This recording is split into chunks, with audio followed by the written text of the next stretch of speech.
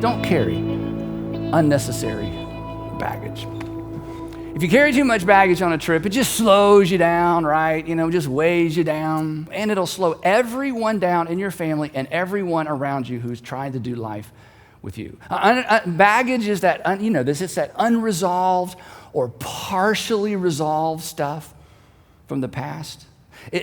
Our baggage is the stuff from the past that keeps showing up in the future and keeps showing up in the present, and it seems to just make things more and more and more complicated. It actually empowers the past to define our future. It empowers the past to detour us from our destination of choice. So, are you carrying any unnecessary baggage? You should take a look. And the reason we should all take a look every once in a while is because we've all been hurt, and we've all been betrayed, and we've all been left out, and we've all been neglected. Some of us, you were forced to parent a parent because your parent was just so incapable, even when you were in high school or college student, or maybe you had to forego a career to move back home to parent a parent. And there's just stuff, right? Left you angry, left you vulnerable, left you suspicious of other relationships.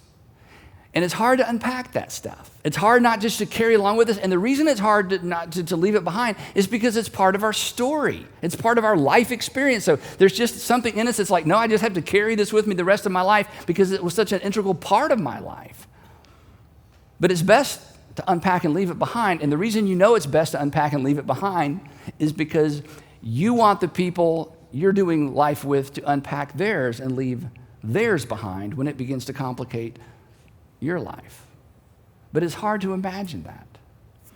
But if you don't, and if I don't, if you don't deal with your demons, they go into the cellar of your soul and they just lift weights. And they get bigger and stronger and bigger and stronger. And the thing that's so deceiving about this is the event itself gets further and further and further and further behind as you move forward. But the consequences and the shrapnel gets bigger and bigger and bigger and deeper and deeper. And as time goes by, most people lose sight of the source of their anger, the source of their bitterness, the source of their angst, the source of their, they're just too complicated and they're too sensitive. They lose sight of the source, when in fact, the source is something that happened as part of their story. This is probably what Paul had in mind when he said to Christians, he said, look, you can't help but get angry sometimes. Sometimes you're just going to get angry. But if you're a Jesus follower, be angry, but don't sin. Figure out how to separate yourself in a healthy way from what caused you or made you angry and the behavior that just complicates your life. Don't let the sun go down while you're still angry, and don't give the devil space. Or to contextualize it for our conversation, don't give the devil space in your luggage.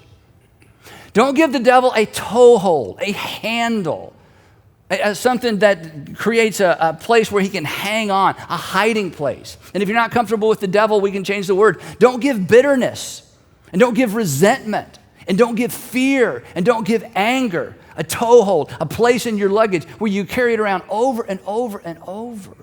Carrying any unnecessary baggage? If you're not sure, the people closest to you, they know. They know. And they know because they have to help you carry it. They have to help you, they have to help you carry it. By that I mean sometimes they have to duck your anger. They have to navigate your overreaction. They have to navigate your moods. They have to avoid certain topics because every time those topics come up, you just escalate. So they just, no, we don't talk about that. And the fact that they don't talk about it, you think you're fine.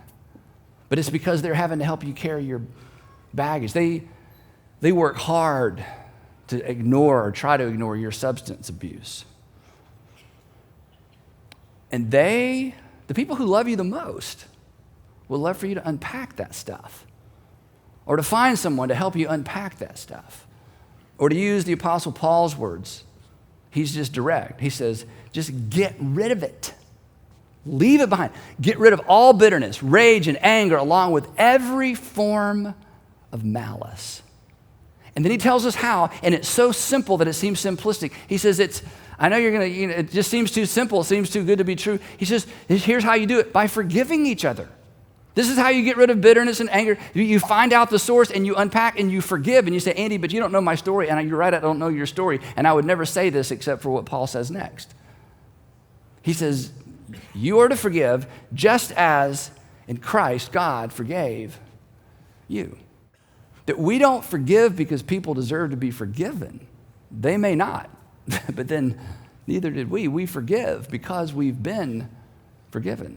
We cancel other people's debts because God, through Christ, canceled our debt. And here's the trick to all this. See, when you're hurt and when I'm hurt, it creates a debt-debtor relationship.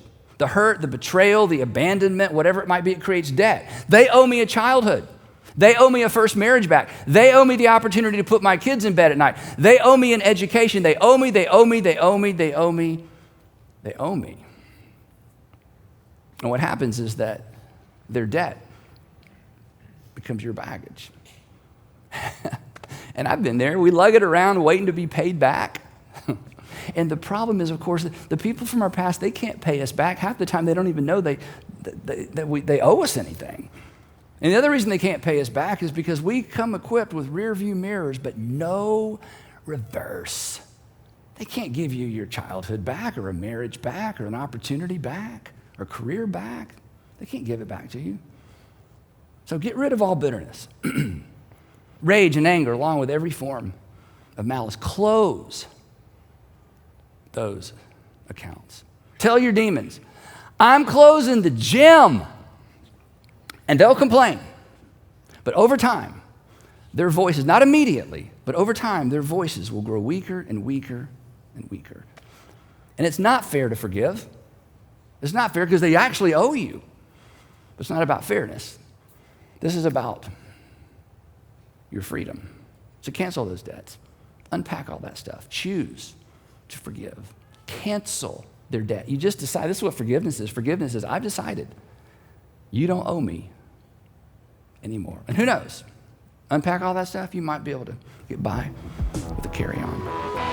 Hey, thanks so much for watching. If you enjoyed this video, please make sure you check out the links on your screen for what to watch next, and check out the description below, where we are going to provide you with free resources designed to help you make better decisions and live with fewer regrets. And again, thanks for watching.